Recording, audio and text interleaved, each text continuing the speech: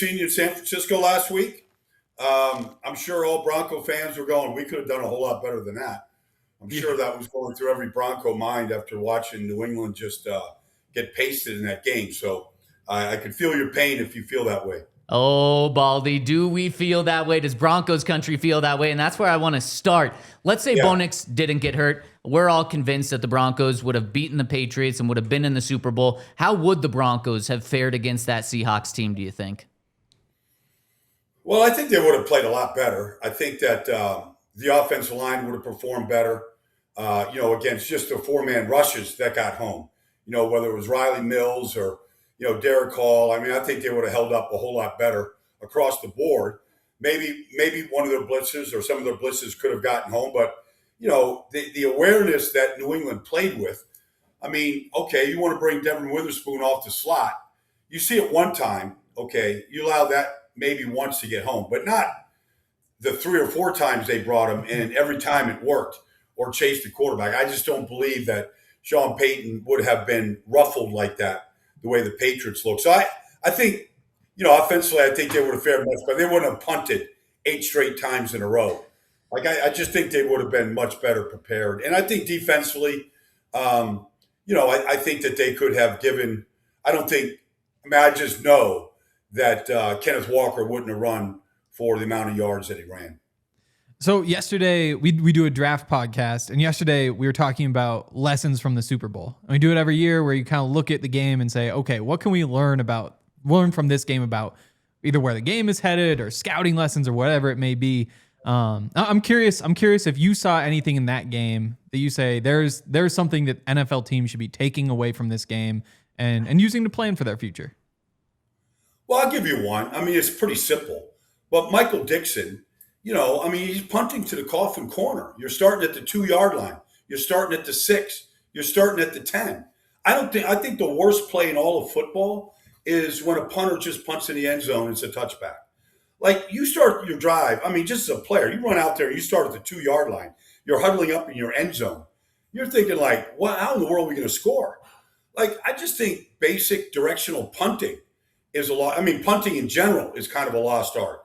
Like, I just think punting and kicking field goals is still a good way to win football games. And that's one of the basic things that Seattle did in that game. Well, and especially for good teams too, right? So like the Broncos in the past sometimes have invested in punters with big legs because you want to flip the field. If you're a good team, in theory, you shouldn't be having to flip the field too often. Good teams should go after guys who can pin it back there. If you look at that punt by Michael Dixon, he's punting at the Patriots' 42-yard line. They've crossed midfield. There's some teams that refuse to punt at the 42-yard line. We'll go for it. Well, they punted and they pinned him down to 2-yard line. But they're the number 1 ranked defense in football. They're like, their defense takes the field going, we're not letting them out of this zone. We're gonna get good field position back to our offense. And like, I know what analytics say, but like, I think that's a great play. Mm-hmm. Especially if you you could have said that the special teams, they call them the special forces. The special teams could have been the MVP of that game between Jason Myers and Michael Dixon and, what Velus Jones did, just, covering the punts and where they downed New England, where they were starting from. 3 drives started inside their own 10-yard line. People want to put you in a box, Baldy, just big, tough guy, offensive line, this, that. No, he's talking about punting here on the show. Ball knowledge stuff. Elite ball knowledge. Like, it's still a field position game. It is. Make teams drive a long field. Like, I still believe that's a difficult thing to do in this league. And I don't know, like Seattle seemed very, they had the lead, they had control of the game. Why wouldn't you do those things? But still, they did them and executed them.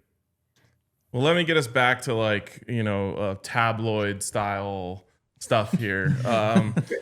One of the things we talked about this week was redrafting the 2024 quarterback class. I won't make you go through all of it, but I'm just curious, off the top of your head, where do you think Bo Nix would go if they redrafted it? I think it would still go Caleb and then Jaden, but it might get, I could see Bo getting into that 3rd spot right now. Just the fact that outside of the ankle injury, he had been injury free and he had steadily improved. And they did, they did rise to the number one seed in the AFC. So, like, I would have no problem putting Bo third on that list right now. Baldy, what should be the floor for the Broncos and expectations for this team going into next season right now after what happened this past year? Well, yeah, I got to believe that Kansas City is going to be better, and I got to believe that the Chargers are going to play better, especially if they get their two tackles back healthy and on the field. And then the additions that they made in the coaching things, I think they made some good additions. But, they won the division. And so I think that it always starts with winning the division and owning the division. I don't know that you can own it the way Kansas City has owned it over the last 9 years, but that would be you've got a world-class coach and you've got a young roster and you've got proven playmakers. And now 2 years ago when Sean came, you had no draft picks, you had no money. You're paying off Russell Wilson. And here they are 2 years later, and you're the number one seed. Like, I got to believe that going forward now, this is the floor. Like, winning the division and then owning the division. That's where it should be right now. Love that. Yeah. I'm curious, what's the biggest need for the Broncos? Like, how do they go and repeat as division champs? I don't think Evan Ingram was a great addition to the team. I like Evan Ingram. It's hard not to like him, but I don't think he had a great impact, on this offense.